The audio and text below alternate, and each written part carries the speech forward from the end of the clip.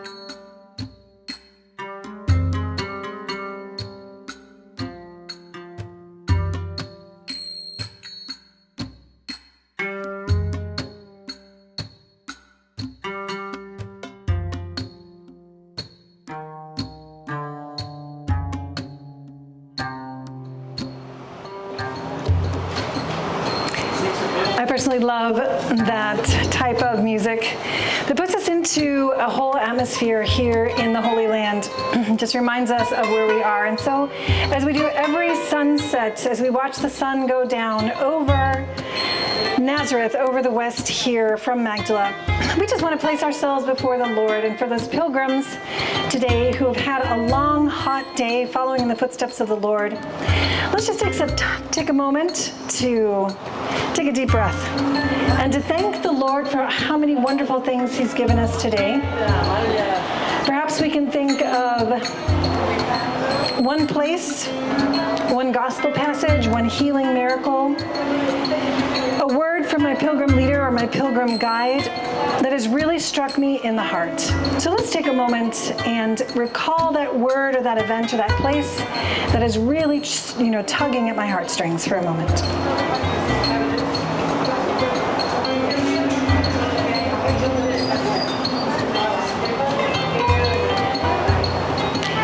Also, we want to take this time to write that word or that passage in our spiritual diary, in our pilgrim notebook, or in our hearts, so that we can take that back to Him in prayer. Also, at the end of this day, as the sun sets over this day, we want to offer to God not only thanksgiving, but our petition for forgiveness. In our daily pilgrimage and our pilgrimage here in the Holy Land, sometimes it's easy to lose our patience or forget to put others first or God in the first place. So let's just choose one thing in our lives today that we'd like to ask Him to cover with His mercy.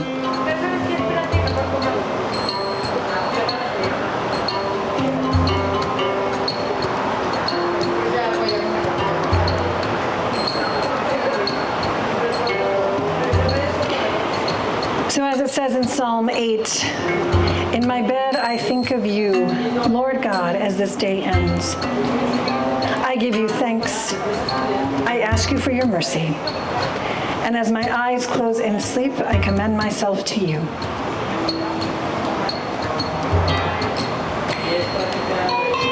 So today I wanted to point something out. Sometimes we have a testimony today. We've got a lot of pilgrims coming in for the upcoming Jewish feast of Rosh Hashanah. Maybe in the United States you've heard it called Rosh Hashanah. That's actually an incorrect pronunciation, and I'll just explain what those words mean. Rosh in Hebrew means head. So Rosh Ha is the, Shana means year. So it's the head of the year. In other words, it's the Jewish New Year. And there's a lot of things, perhaps, if you have Jewish friends or if you've been here in the Holy Land, that you may have noticed, which would be apples dipped in honey. There's a very common thing that people say here for the Jewish New Year, and that is Shana Tova. And they also say, may you have a sweet New Year. And it's because there's a lot of honey and a lot of apples, and it's also very common to have the harvested pomegranates, and so people will have pomegranate juice during this time. But whereas we think of the New Year as something, like a party or sort of a beginning of a civil New Year, the Jewish people actually celebrate this in a very liturgical way. So I wanted to just point out just a couple of the just the numerous things about Rosh Hashanah, so that you know what you might hear from things happening here in the Holy Land or see in your communities where you might have Jewish people. And one of them is what I'm holding in my hand, and that is called a shofar. And as you notice, it's actually the horn of an animal. And the really twisty, neat-looking shofars that are long like this are actually from animals from Eastern Africa. They're very common in Yemen. Here in the Holy Land, you'll also find some that are much shorter and are really from the horns of a ram. And so this is from a horn of an antelope. And so when Rosh Hashanah begins, what they will do is actually blow the ram's horn. And for the following 10 days, they will blow that horn 100 times a day.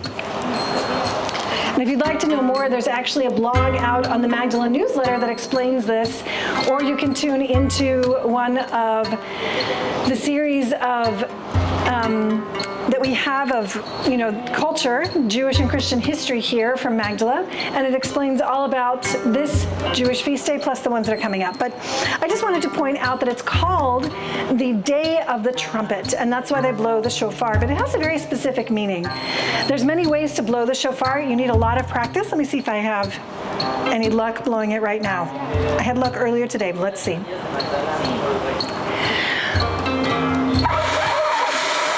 As you can tell, I didn't have any luck right now. It's actually very difficult to blow. They say it's because it's very small, the opening. We had a volunteer who was very successful blowing the shofar, and perhaps, Alex, could you come and blow the shofar for us? He has a technique, and it's a very low shofar sound. So we're going to have Alex. Alex is one of our volunteers from Monterrey, Mexico. Show us how to blow the shofar. He has a wonderful technique, and he's going to do a very long sound of the shofar, and I'll explain what that means in just a minute. Okay, Alex. Okay. Okay, everybody, I want to try and hopefully it goes well.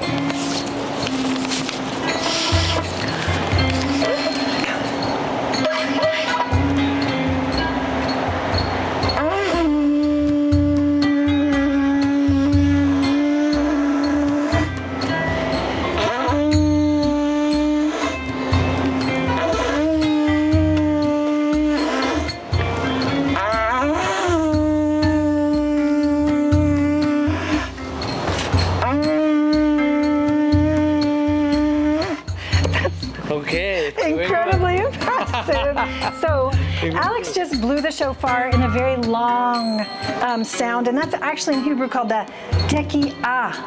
And that's the long, soft sound that they actually blow on the day of Rosh Hashanah, which begins on Sunday. And the reason they blow this, like I said, it's called the Feast of Trumpets or the Day of Trumpets. That long, soft sound is actually a call for mercy. And it's like a dialogue between the people and God, or God and the people. So we're going to have Alex try again. And instead of doing a tekiah, if you can try to do an intermittent call, like whoop, whoop, whoop. Let's see if he has the capability of doing this. He's impressed. Impressive. See. Let's see. It's not easy.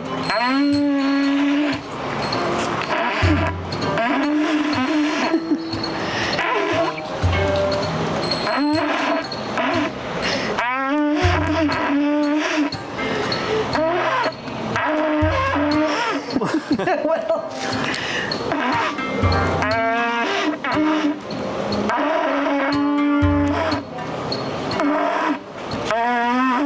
okay.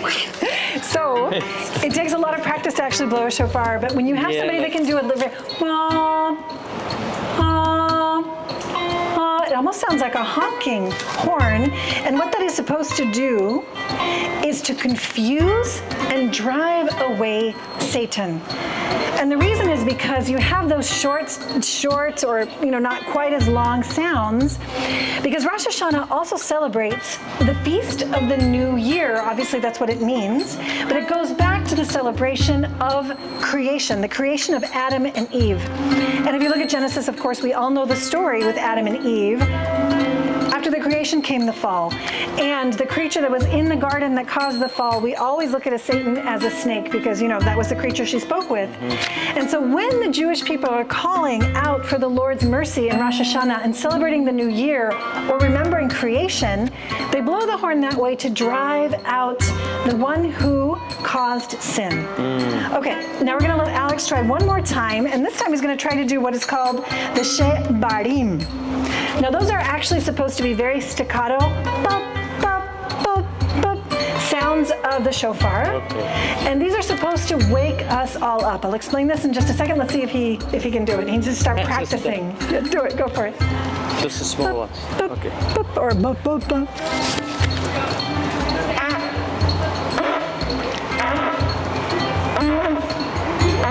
short. Short. That is exactly right. Yes, so with different shofars, sometimes you get a lower sound or an upper sound. He's going to be practicing over the next few days so that on Sunday he can really get a good one. But what is the point of the shebarim? Yeah, he's just learning. This is impressive, actually. So they're very short, punctuated sounds because it's supposed to wake us all up. It's actually supposed to be a little irritating, like, oh, what is that sound? Stop. So that we're woken up from our lethargy, our spiritual kind of lethargy that keeps us, thinking about ourselves or about the world. Whereas the Lord is saying, wake up. Because one of the main points of the feast of Rosh Hashanah, which is the beginning of the 10 days to the feast of Yom Kippur, the Day of Atonement, or the Day of Forgiveness of Sins, expiation, is what is called in Hebrew Teshua. That means conversion. The Jewish people take these next 10 days to look at their lives and they ask forgiveness from their friends, from their parents. They look in their hearts and they forgive themselves and ask forgiveness from God. In other words, they walk a path of conversion, teshua, so that on the day of Yom Kippur, God, who at the beginning of this new year is writing names in the book of life, will include their names and give them the grace of life for this next year. So you have that long sound of mankind's call for mercy. You have that sort of longer, sweet sound of God's voice saying, I will remember you. I will remember you. I will provide. Because the other thing that happens for Rosh Hashanah is they remember Isaac. Remember Isaac and Abraham? Abraham was going to sacrifice his son Isaac, and then the Lord stopped his hand through the angel. And then what did they spy in the bush next door? Do you remember? What was in the bush? There was a sheep. Yeah, a ram. There was a ram that was stuck in the bush. And if you read it, it's actually a ram that has a horn. Maybe not as cool as these ones, but here in the Holy Land, they have short horns. They have this tradition that it was the left horn that was stuck in the thicket. And that's when the Lord said to Abraham, I will provide for you. And he provided the ram. So they take that horn from the left side of the head, and that's what they use for the shofar. No. The sound of the Lord's voice, the sound of our voice calling out to the Lord, which signifies the sacrifice that he provides. Now that connects with our own Christian faith because it's Jesus himself who is the lamb that was slain for our sins. And so this is something that Jesus himself completely fulfilled. And that's why it's important for Christians also to understand the depth, and we've just scratched the surface, but the depth of the Jewish feasts, including the very first one, the very first part of the year for the Jewish people, Rosh Hashanah. So thank you so much, Alex. Thank you. Now, if you can find in your own town or with some friends that you might know of a shofar, you can try to blow it as well. Let's see if I have a chance to do that. And with that, we'll end, if I can blow the shofar, with the singing of the Our Father in Aramaic, sung by one of our volunteers who was here for quite some time. But as we change to that music, let's see if I can blow the shofar, asking the Lord to look down in mercy and to provide the forgiveness that we're all striving to live so that we can be united to him. All right, let's see.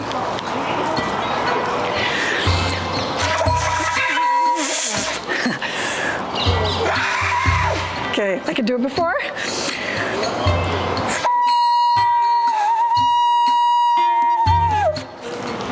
God bless you. We're praying for you from the Holy Land.